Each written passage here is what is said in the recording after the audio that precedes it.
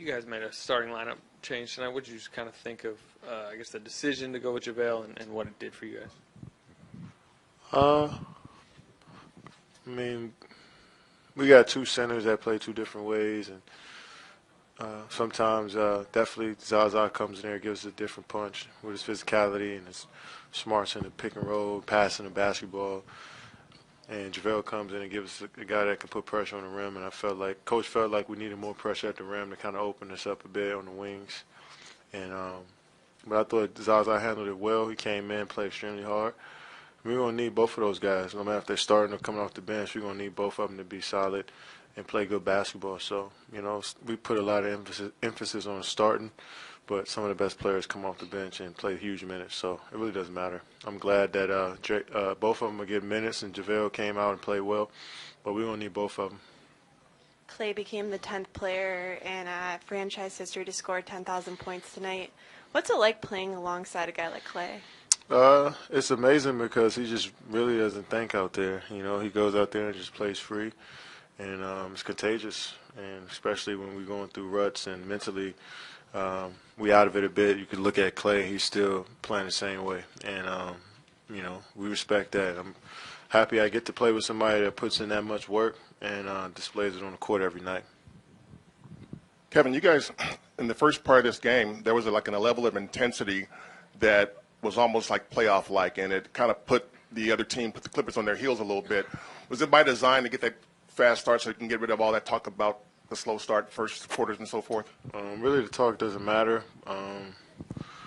We did it because we just wanted to play better, and I think we did a good job of they had 23 in the end of the first, and after that they scored 30 every quarter. So first quarter, we got it out the way, but we got to also know we got 4 quarters of basketball to play. So we're not impressed with giving up that many points the last 3 quarters, but we started the game off well. Now we got to put the full game together.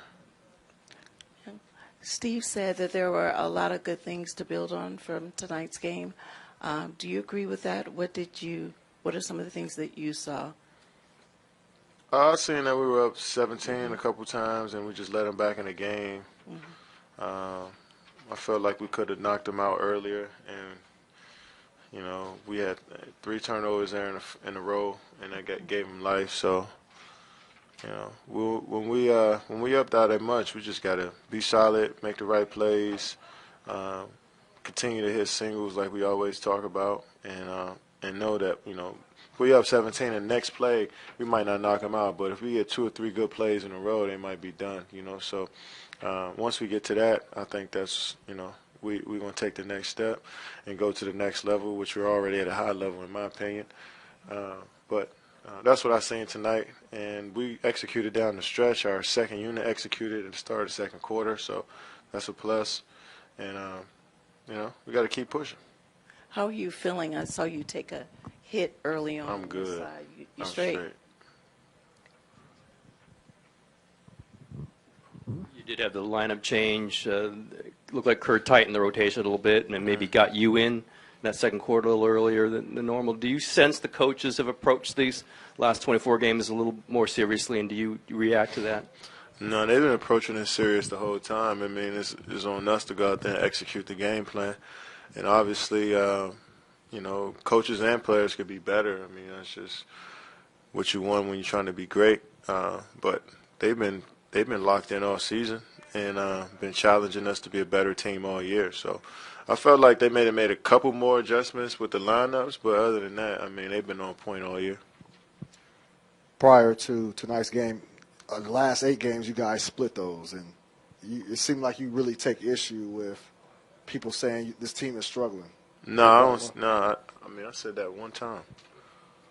I said it yesterday. I haven't been talking about that for longer than a day. Hold on. During that stretch, okay, you would say, like somebody say we're struggling. Like, nah, we'll be good. We're going to get. Yeah. So it seemed like why.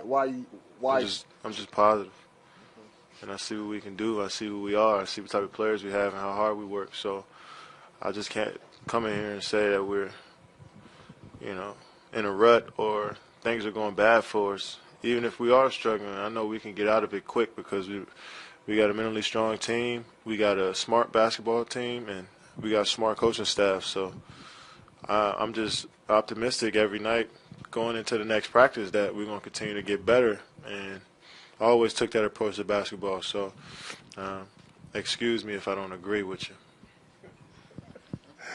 Kevin, you always want to take one at a time, I understand, but is it a little bit easier to be fully engaged and when you know the season is starting to wind down a little bit and the playoffs are coming, is it a little bit easier to get into that mode, of playoff mode, when you get to this point of the season?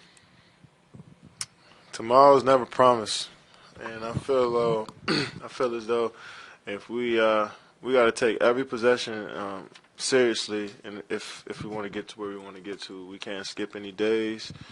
We can't fast forward to the playoffs, so we might as well just lock in to where we are today, because you never know what'll happen tomorrow. So that's always how we approach this thing. That's how we try to, and obviously, our minds tend to wander. That's just how we are as humans. So, it's hard for us to stay focused every second. That's what you're fighting against, and that's what makes a really good basketball team, is if you fight against, thinking about other things. And so it's always about winning a possession each and every time you step on the court.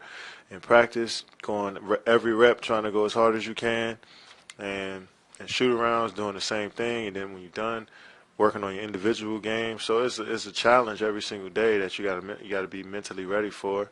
And it starts with games and practices, and we can't look down the line. We just got to focus on what's in front of us, because if we don't, we'll look up and we won't be ready for when that show starts. So that's how I look at this thing.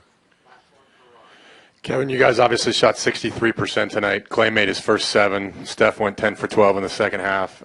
How much can the break sort of rejuvenate outside shooting? And does that last, or just kind of give you fresh legs for a couple games? Or I don't know. I don't think the break has anything to do with it. Those guys put in work. They work on their jump shot. It's about repetition. So if you shoot as many times as you can, it's about trial and error. So if you miss him to the right, you'll figure it out. If you miss it to the left, you'll figure it out.